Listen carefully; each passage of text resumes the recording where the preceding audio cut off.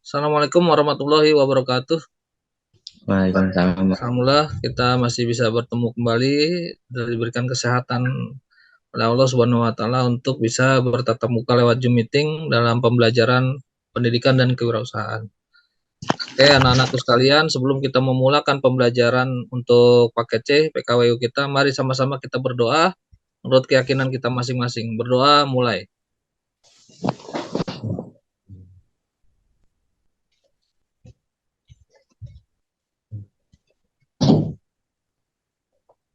Ya, berdoa selesai.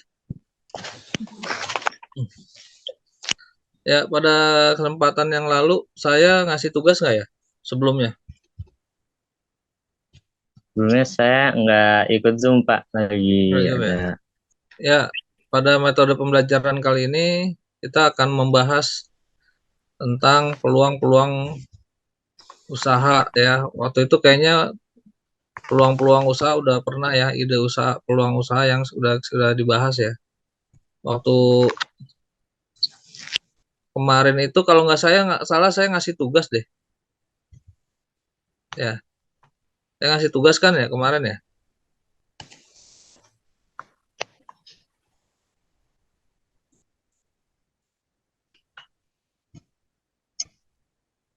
Tugasnya itu kalau nggak salah tentang jenis-jenis wirausaha. Nih, sebutkan ruang lingkup agraris, apa saja nama usahanya dan nama pelaku usaha yang ada di sekitar rumah. Perikanan, peternakan, perindustrian, dan kerajinan. Ini bagi yang belum mengumpulkan, dikumpulkan ya. Nih lembar kerjanya. Oh, Ya, sebutkan ruang lingkup bidang usaha yang ada di sekitar rumah kalian. Contoh agraris, berarti kan bidang apa pertanian ya, misalnya perikanan, peternakan, apa usahanya, nama pelaku usahanya siapa. Industri dan kerajinan siapa, pertambangan dan energi apa, nama pelaku usahanya siapa. Ini saya kalau nggak salah 2 pekan yang lalu saya kasih tugas ini. Kemudian untuk jasa, nama usahanya apa, pelaku usahanya apa. Ya. Nah ini bagi yang belum mengerjakan, ini tugas ini dikerjakan ya. Silakan yang belum nanti oh iya. dicatat ya dan dikumpulkan. Ya, di sini kita akan memasuki materi tentang bisnis plan. Terdapat 7 komponen dalam menyusun rencana usaha atau plan bisnis. 7 komponen tersebut penting terkait dengan berhubungan dalam kegiatan perencanaan usaha sehingga menghasilkan sebuah persiapan yang baik untuk memulai usaha. Nih, yang pertama ulasan deskripsi bisnis. Komponen penting dalam menyusun sebuah rencana usaha. Di sini harus menjelaskan secara singkat bidang usaha yang akan dijalankan. Tuliskan potensi produk saat ini dan kemungkinannya di masa depan. Juga berikan informasi peluang pasarnya serta perkembangan produk untuk bisa bertahan dan menyesuaikan dengan pasar yang ada. Kemudian yang kedua, strategi pemasaran.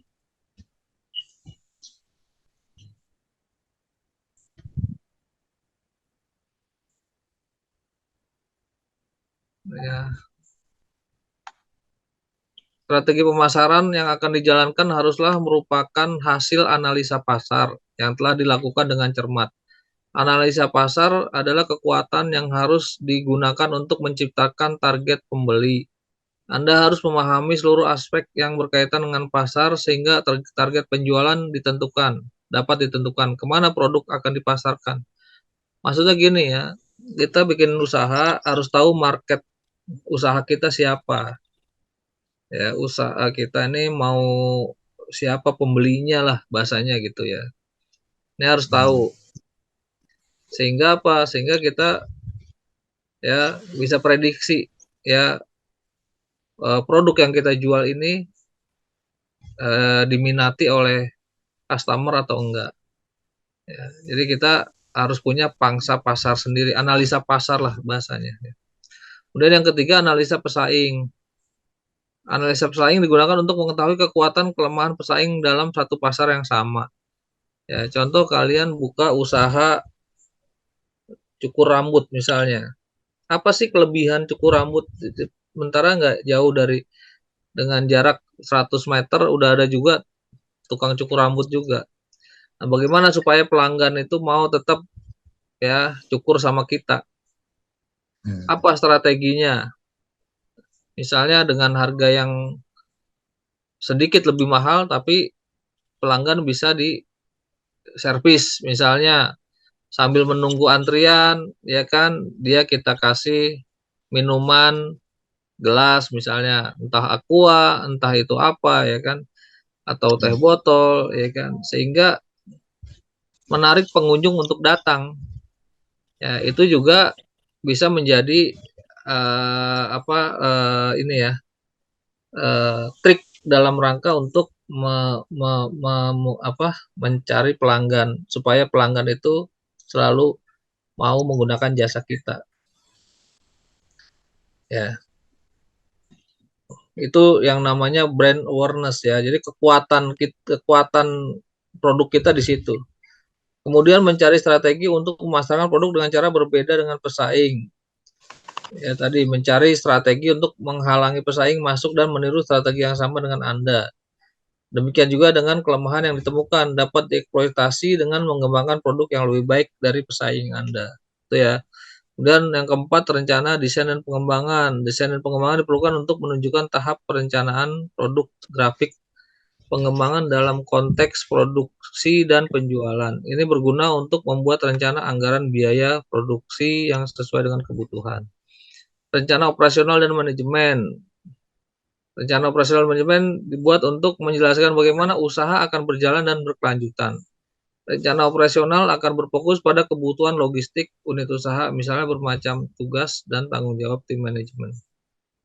Kemudian yang keenam, pembiayaan. Pembiayaan juga penting untuk ditampilkan untuk mengatur anggaran agar efisien namun tetap dapat mengoperasionalkan seluruh divisi dalam unit usaha agar berjalan lancar.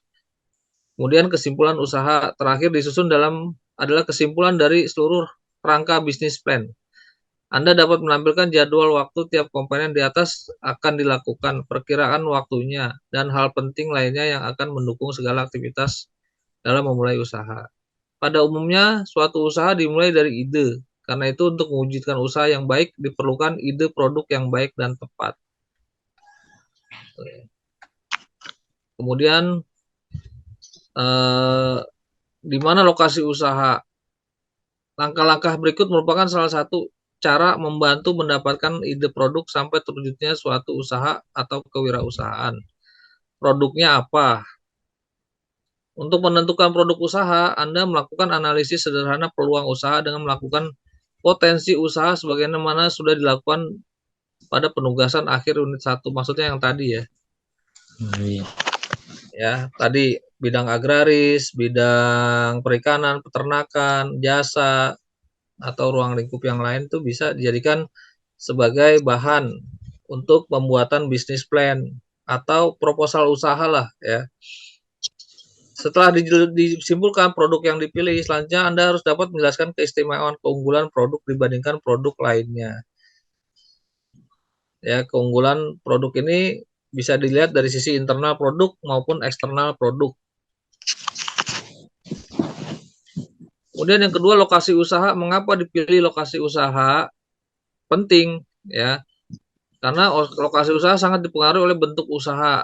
Usaha peternakan ayam potong harus jauh dari rumah tinggal penduduk karena polusi dan lalat. Namun lokasi tersebut tetap harus mudah diakses oleh kendaraan roda 2 dan roda 4 untuk distribusi logistik.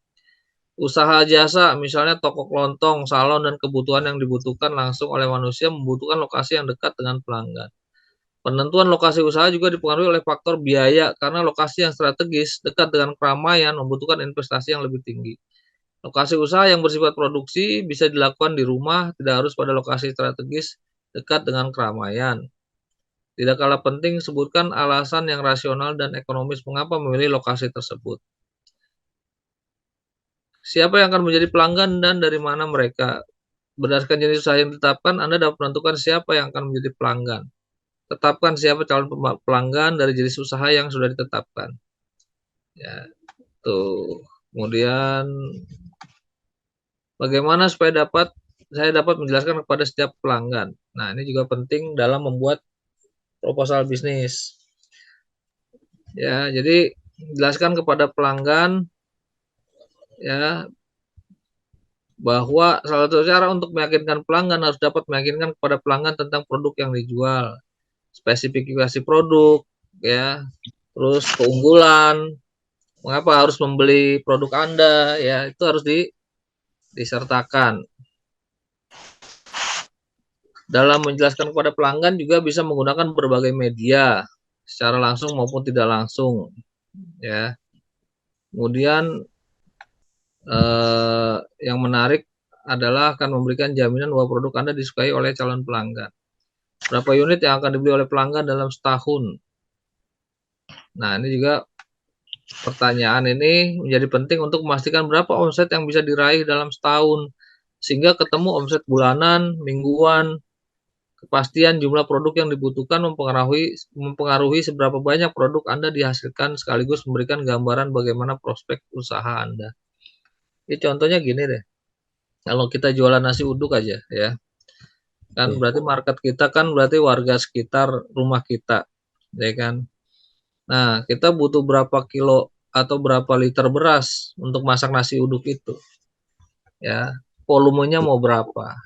Dan biasanya kalau dengan 2 liter itu habis atau enggak, ya. Kalau habis malah kurang berarti kita tambah dengan 3 liter.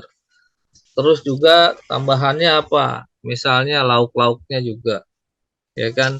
Berarti harus mengimbangi dari jumlah volume si nasinya juga kan gitu. Nah, hal-hal yang itu contoh kecil saja ya. Jadi kita harus memahami kebutuhan masyarakat. Ya, jangan sampai ya kita kalau pingin untuk dapat yang income yang banyak atau dapat omset banyak, tentunya kita juga harus produksinya banyak kan gitu. Itu ya. Siapa yang akan menjadi pesaing dalam beberapa unit produk? Nah, mereka menjual dalam setahun. Jika produk yang dijual sudah diproduksi oleh orang lain, maka mereka adalah pesaing Anda. Dan dari sisi mereka, Anda adalah pesaing mereka. Dalam dunia usaha, persoalan persaingan usaha adalah hal yang lumrah. Produk barang atau jasa memberikan produk berkualitas dan terjangkau serta layanan yang unggul akan bertahan dalam peta persaingan usaha. Salah satu peta yang harus dipahami adalah beberapa unit produk yang mampu dijual oleh pesaing Anda. Tidak kalah penting adalah bagaimana keunggulan produk pesaing, bagaimana perbandingan produk Anda dengan produk pesaing. Untuk bertahan, ya,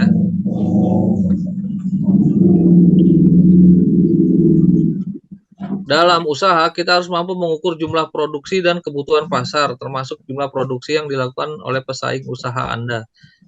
Yang ketujuh, berapa unit produk maksimal yang mungkin dapat dijual? Tadi ya contoh yang saya. Kemudian setelah mengetahui jumlah produksi, pesaing, dan kebutuhan pasar, kita dapat menentukan berapa produk maksimal yang dijual. Kemudian yang ke-8, bagaimana promosi yang ada.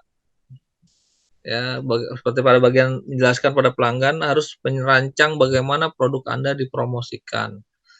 Ya, contohnya kalau online ya, itu kan perlu promo, misalnya melalui FB, atau melalui media-media online ya kan, media sosial ya. Yang ke-9, bagaimana perkembangan permintaan atas produk pasar. Anda harus mengikuti terus perkembangan populasi pelanggan di area pemasaran produk, perkiraan jumlah pelanggan, dan ikuti kemampuan daya beli mereka. Jumlah pelanggan dan kemampuan daya beli akan mempengaruhi perkembangan permintaan pasar atas produk Anda.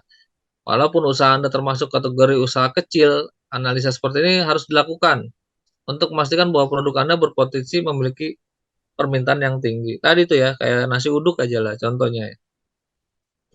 Ya, semakin orang tahu, apalagi ya dari sisi rasa, menu Anda tuh lebih ini ya, lebih nasi uduk Anda tuh lebih nikmat, lebih gurih, lebih apalah pokoknya ya keunggulannya. Itu pasti orang akan nyari terus. apalagi kalau ya harganya juga terjangkau. Kemudian kualitas produk yang diinginkan bagaimana? Pada pelanggan wajib menanyakan kualitas produk yang diinginkan. Sudah barang tentu tidak harus dengan wawancara, bisa juga dengan melakukan pengamatan survei lainnya. Aspek kualitas perlu ditanyakan adalah bentuk, keenakan yang dipandang mata, penampilan, keawetan, tahan lamanya, keamanan, tidak mencelakakan, kenyamanan, enak dirasakan, dan ekonomis. Harganya tadi, kalau ekonomis ya. Itu ya terkait bisnis plan yang kemungkinan bisa kita lakukan sebelum kita memulai bisnis. Ya, maka itu adalah perencanaan bisnis. Nah, yang ke-11 bagaimana kualitas yang ditawarkan? Ini tadi ya terkait kalau nasi itu ya rasanya gimana. Ya, kalau kita dagang makanan. Kemudian berapa harga jual yang ditentukan. Untuk menentukan harga jual harus diperhatikan biaya produksi ditambah tingkat keuntungan tertentu. Artinya kita mau untung berapa persen dari hasil harga jual misalnya. Memperhatikan harga pesaing, usahakan harga tidak melebihi harga produk pesaing. Ya, kalau nasi uduk dengan lauknya sebungkus itu ya di luar 7.000, kalau Anda masih bisa mendapatkan 6.000, ya kan nggak apa-apa. Ya, lebih murah dari harga yang lain, tukang-tukang nasi uduk yang lain kan. Tuh, yang penting masih dapat untung. Harga promosi, berikan harga promosi pada awal produk dipasarkan untuk menarik pelanggan baru. Sampai sini ada pertanyaan, penjelasan terkait dengan bisnis plan. Ada yang mau ditanyakan sampai sini? Di antara yang hadir, pernah nggak saya ngasih tugas untuk kalian untuk ini, bikin proposal bisnis? Pernah nggak saya kasih tugas untuk membuat proposal bisnis?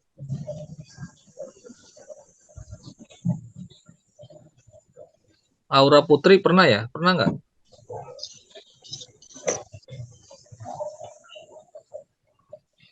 Mbak Mari ini siapa ya? Mari Bapak apa? Bapak. Oh Bapak ya, Pak. Ya. Pondok Ranggon ya, Pak? Pondok Ranggon, Pak. Iya, iya. P01. Iya, iya. Mas Barudin, pernah nggak saya tugasin bikin proposal dulu? Belum pernah ya? Belum. Sekarang tugasnya membuat proposal bisnis. Ya. Jadi buat proposal bisnis usaha yang kemungkinan akan Anda jalankan. Atau nggak harus dijalanin juga. Pokoknya bikinlah proposal bisnis rencana usaha ya dari mulai silakan cari contoh-contohnya, banyaklah proposal bisnis di website ya atau di Google. Nah, silakan buat ya versi kalian. Paham nih ya?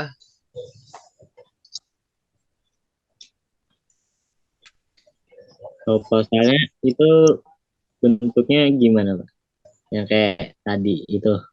Ya, kayak gitu, kayak yang tadi saya jabarkan dikit ya tadi tuh.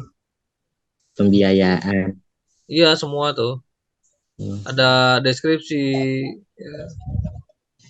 Nah, tujuannya adalah bagaimana menyusun perencanaan produk usaha.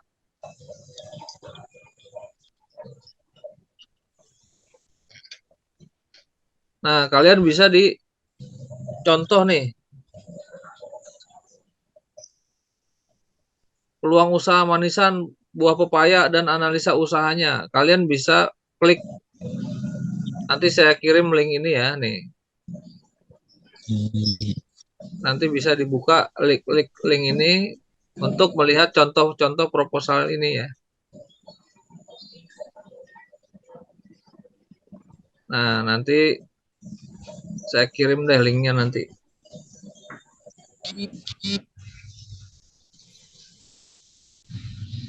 Nanti saya kirim linknya di grup ya, biar kalian pelajari. Tapi jangan mencontoh persis ini ya. Jadi kalian silakan contoh usahanya yang lain, contoh usahanya gitu.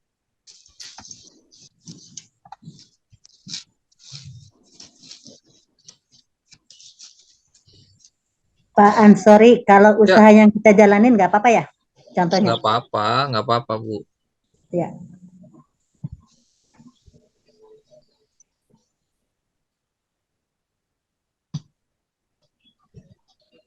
Ini ya rangkumannya, ruang lingkup wirausaha ada 7. Tadi ya, yang pertama dulu kita sebutkan agraris, perikanan, peternakan, industri kerajinan, pertambangan dan energi, perdagangan, dan pemberi jasa. Untuk memulai usaha, seorang wirausahaan harus memilih jenis usaha sebagaimana yang sudah dijelaskan pada bagian ruang lingkup usaha di atas. Namun, untuk memilih dan menetapkan jenis usaha tidak mudah. Untuk memilih dan menetapkan jenis usaha wirausaha, sebaiknya terlebih dahulu melakukan pemetaan peluang usaha. Terdapat 7 komponen dalam menyusun rencana usaha, business plan, ya, yang saling terkait, berhubungan dalam kegiatan perencanaan. Administrasi berasal dari bahasa Belanda ad dan ministrasi, yang artinya melakukan kegiatan catat-mencatat, surat menyurat. Ya, ini juga bagian daripada proposal. Ya, jadi proposal bisnis. Jadi itu ya, tugasnya adalah membuat proposal bisnis. Silakan yang hadir hari ini nanti ya, saya akan bagikan link yang tadi ya supaya bisa dipelajari ya, karena contohnya di situ ya. Atau kalian buka aja di itu juga bisa sebetulnya. Buka di mana, di Google, contoh proposal bisnis. Ya, tapi nanti jangan mencontoh persis ya. Jadi sesuai dengan minat kalian. Mau usaha apa nih ya? Silakan.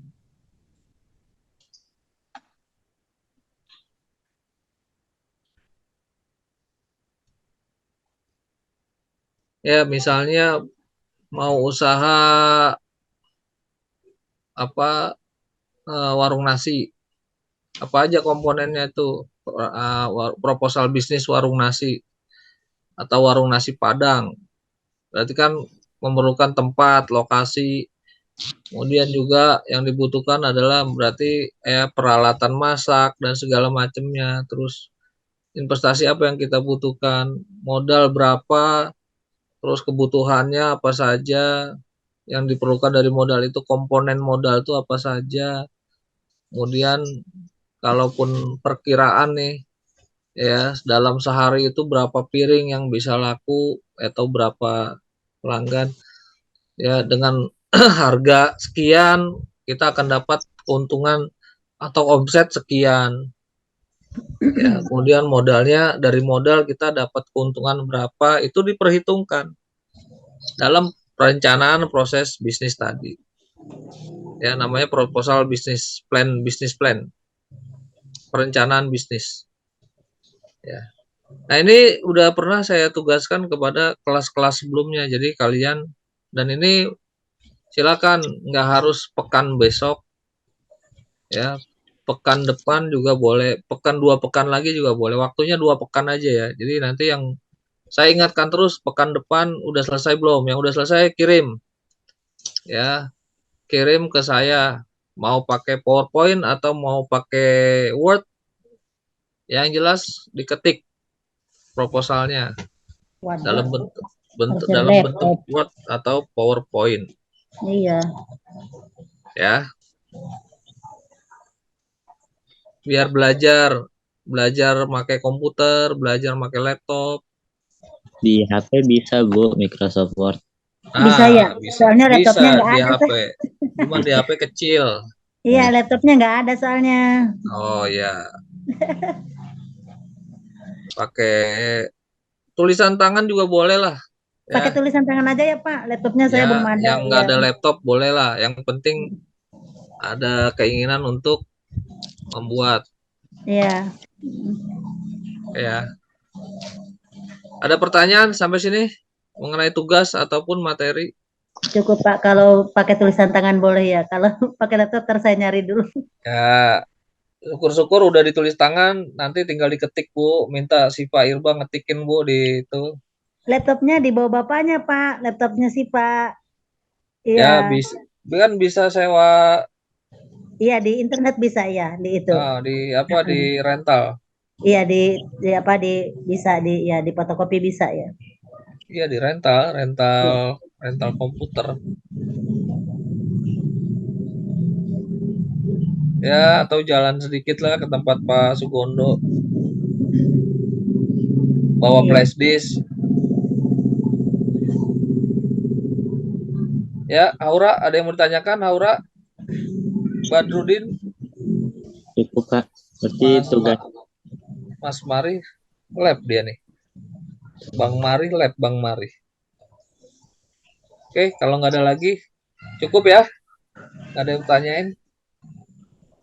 Tugasnya udah jelas ya.